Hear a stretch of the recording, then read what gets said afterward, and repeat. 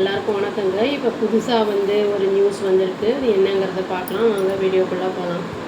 நம்ம எல்லாருக்குமே தெரியும், ஆல்ரெடி நம்மளுக்கு டேரிஃப் போட்டிருக்காரு ட்ரம்ப்பு 50% இந்தியன் இம்போர்ட்ஸ்க்கு, இந்தியன் கூட்ஸுக்கு. இப்போ அதில் 25% பெனால்ட்டி அப்படிங்கிறது நம்ம பர்ச்சேஸ் பண்ணுறோம் ரஷ்யன் ஆயில் அப்படிங்கிறது நம்ம எல்லாருக்குமே தெரியும். அது ஆல்ரெடி நியூஸ் தான். இப்போ யூஎஸ் பிரசிடென்ட் டொனால்ட் ட்ரம்ப் என்ன பண்ணியிருக்காருன்னா, தேர்ஸ்டே அன்றைக்கி அனௌன்ஸ் பண்ணியிருக்காரு. அதாவது 100% டேரிஃப் போட்டிருக்கோம் அப்படின்னு இம்போர்ட் பண்ணுறது, அதாவது பிராண்டட் அந்த ட்ரக்ஸ் எல்லாம் இருக்குல்ல, அதுக்கெல்லாம் இது எஃபெக்டிவாக இருக்கிறது அக்டோபர் 1, 2025 அப்படிங்கிறத சொல்லியிருக்காரு. இந்தியா ஃபார்மாசூட்டிக்கல் செக்டார்ஸை அது டிபெண்டன்சி இருக்குது. ஏன்னா மோஸ்ட்டாக டொமஸ்டிக் அமெரிக்காவோட அந்த இதை எக்ஸ்போர்ட் பண்ணுறது நம்ம தான் நிறையா பண்ணுறோம் அப்படிங்கிற மாதிரி நியூஸ் இருக்குது.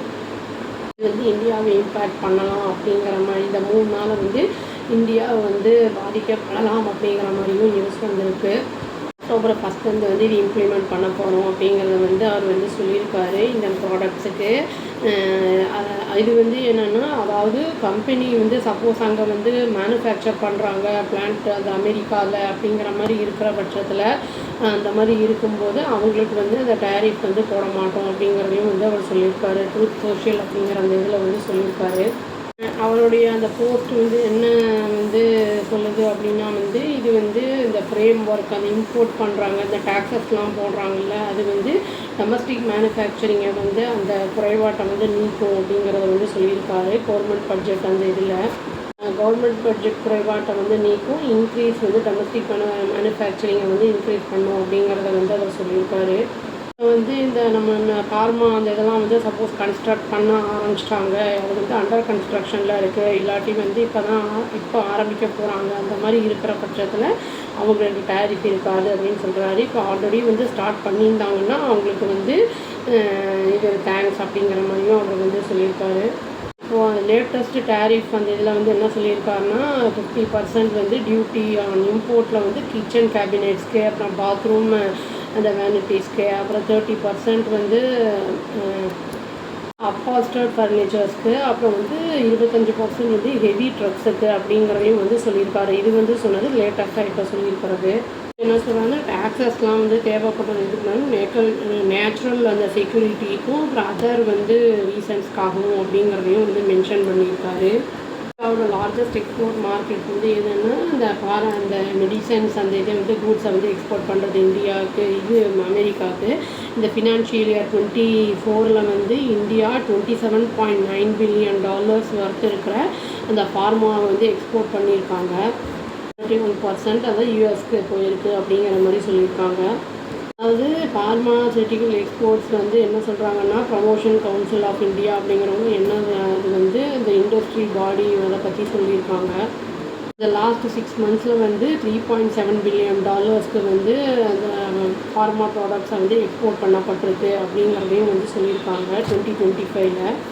ரிப்போர்ட் பிரகாரம் என்ன சொல்கிறாங்கன்னா, இந்தியா அதாவது சப்ளை பண்ணுறது 45% ஜெனரிக் இதுவும், 15% பயோசிமிலர் ட்ரக்ஸும் எக்ஸ்போர்ட் சப்ளை பண்ணுறாங்க, அதை யூஎஸ் யூஸ் பண்ணுறாங்க அப்படிங்கிறது சொல்லப்படுது.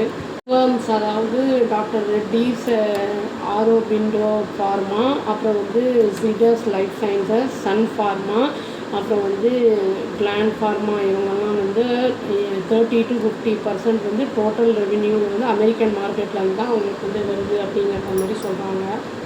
இருந்தாலும் லேட்டஸ்ட் டேரிஃப் மெயினாக டார்கெட் பண்ணுறது என்னென்னா, பிராண்டட் அப்புறம் பேட்டன்டட் ட்ரக்ஸு அந்த இதாக பண்ணுறது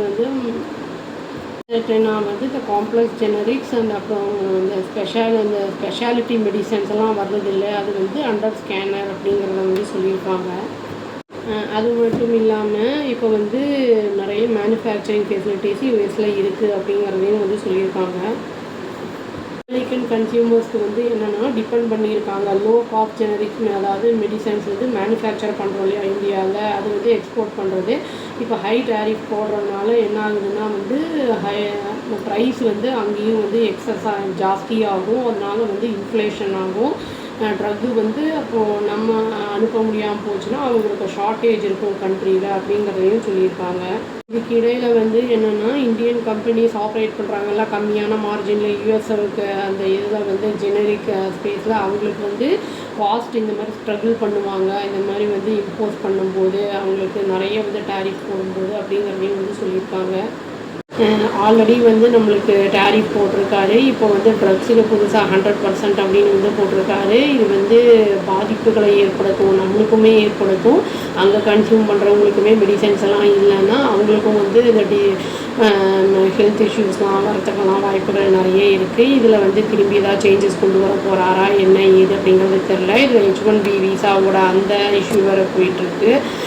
வெயிட் பண்ணி பார்த்தா தாங்க தெரியும். அவ்வளோதான். Thank you. Please do like, share and subscribe our channel and click the all option and tap the bell icon. Thank you.